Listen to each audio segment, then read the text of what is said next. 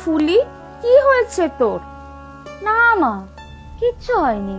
কিছু হয়নি বললেই হলো? আমি বুঝি না তোকে। নিজের পেটের মেয়ে না হতে পারিস, কিন্তু তোকে তো আমি নিজের হাতের তালুর মতো চিনি। কি হয়েছে বল? নিশ্চয়ই দীপু কিছু বলেছে। আজ আসুক বাড়ি। না গো মা, ও কিছু বলেনি। বাইরে সারাদিন বৃষ্টি হচ্ছে তো, তাই মনটা কেমন খারাপ লাগছে। তাছাড়া ঠাকুমাও নেই কতদিন হলো। তা তুই তো যেতে পারতিস ঠাকুমার সাথে, বেশ দুদিন বাইরে ঘুরে আসতে পারতিস। তোমাদের ফেলে আমার ঘুরতে যেতে ইচ্ছা করে না। দেখ, যা বৃষ্টি হচ্ছে, দীপুদের স্কুল হয়তো ছুটি হয়ে যাবে। তারপর দুজন না হয় একটু ঘুরে আসবি তোর বাপের বাড়ি থেকে। হ্যাঁ মা, একবার ও বাড়ি গেলে ভালো হতো। শুনেছি বাবার খুব জ্বর। সে কি? কবে থেকে? তাহলে তো একবার খোঁজ নেওয়া দরকার। কালই তো জানলাম আমি। ইস, আগে বলবি তো, তাহলে দীপুকে আজ সকালেই পাঠিয়ে খোঁজ নেওয়া করাতাম। চল, দীপুর বাবাকে বলি একবার খোঁজ নিয়ে আসুক। না মা, এই বৃষ্টির মধ্যে বাবা আবার যাবেন? আমরাই না হয় বিকালে একবার গিয়ে দেখে আসবো। ওই তো দীপু এসেছে। মা, মা, ফুলি, আমাকে একটু জল দাও, পা ধুয়ে ঘরে ঢুকবো। না, পা ধোয়ার দরকার নেই, এক্ষুনি একবার ও বাড়িতে যা। ফুলির বাবার নাকি কাল থেকে জ্বর। কাল থেকে জ্বর? কোথায়? আমি জানি না তো, ফুলিও তো বলেনি। আচ্ছা, আমি দেখে আসছি। দাঁড়াও, আমিও যাব। আবার তুই কেন? বাইরে দেখছিস না কি বৃষ্টি। আমি গিয়ে দেখে আসছি।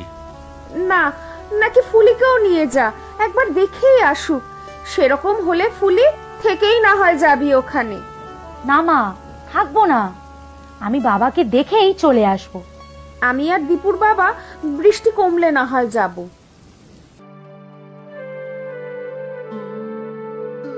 তুই আমাকে বলিসনি তো ফুলি।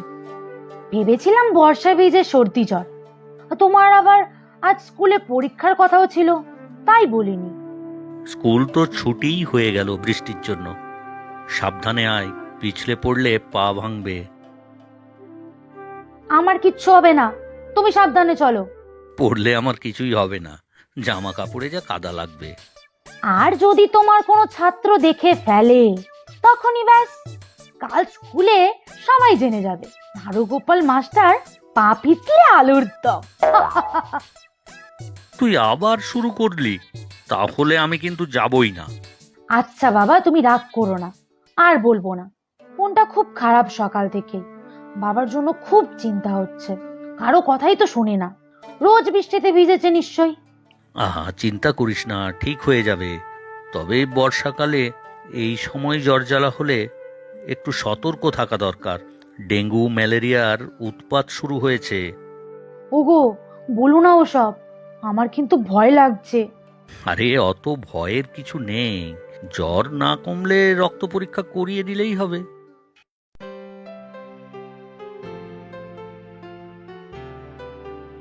এই দেখো কারা এসেছে। আরে, এ তো ফুলিমা আর জামাই। এসো এসো বাবা জামাই, বসো বসো। কেমন আছো বাবা? ভালো, বেশ ভালো। ভালো না থেকে যাবো কোথায়? হ্যাঁ, ও গিন্নি, যাও যাও, ওদের খাওয়ার ব্যবস্থা করো। সে তোমার চিন্তা করতে হবে না, সব ব্যবস্থা করব আমি। জ্বর আর এসেছিল মা? না, আজ সকাল থেকে আর আসেনি, তবে সর্দিটা আছে। হ্যাঁ, সর্দি। তবে তবে শুধু সর্দি নয়, বর্দি মেজদি ওরাও সব আছে। বুঝলে জামাই? আগে এই তো আমার আদরের তোতলা জামাই। ওষুধপত্র সব খাচ্ছ তো ঠিক করে? ওষুধ? ওষুধ আর খাবো কেন? অসুখ তো নেই, সব অসুখ সেরে গিয়েছে। হ্যাঁ হ্যাঁ, মেয়েকে দেখেই তোমার সব অসুখ হওয়া। গা কিন্তু এখনো গরম আছে মা। কি করব বলতো, ওষুধ যদি ঠিকঠাক না খায়, এরকম চলবে না বাবা। যেরকম যা ওষুধ আছে সব ঠিকঠাক করে খেতে হবে। আমি নিজে দেবো সব ওষুধ তোমাকে সময় করে। তোমার কিন্তু খেতেই হবে। 5টা নয় 10টা নয়, একটা মাত্র মেয়ে আমার ফুলি, তার কথা ফেলি কি করে? হ্যাঁ, আয় ফুলি, এসো দীপু, আগে কিছু খেয়ে নাও, বেলা তো অনেক হলো। আমি মানে আহ, জামাই লজ্জা কি? যাও যাও, আগে খেয়ে নাও, তারপর সব কথা হবে। আগে ঠিক আছে। বেশি কিছু রান্না আজকে করতে পারিনি, কিন্তু তুমি বাবা একটু কষ্ট করে খেয়ে নিও। 2টো নারকেল নাড়ু থাকলে দাও, ওর আর কিছু না হলেও চলে যাবে। হ্যাঁ হ্যাঁ দিচ্ছি, অনেক নাড়ু আছে। এই ফুলি, হচ্ছেটা কি? আবার নাড়ু আনতে বললি কেন? আহারে, আমি তো জানি তুমি নাড়ু খেতে কত ভালোবাসো। আমার নাড়ু গোপাল একটা।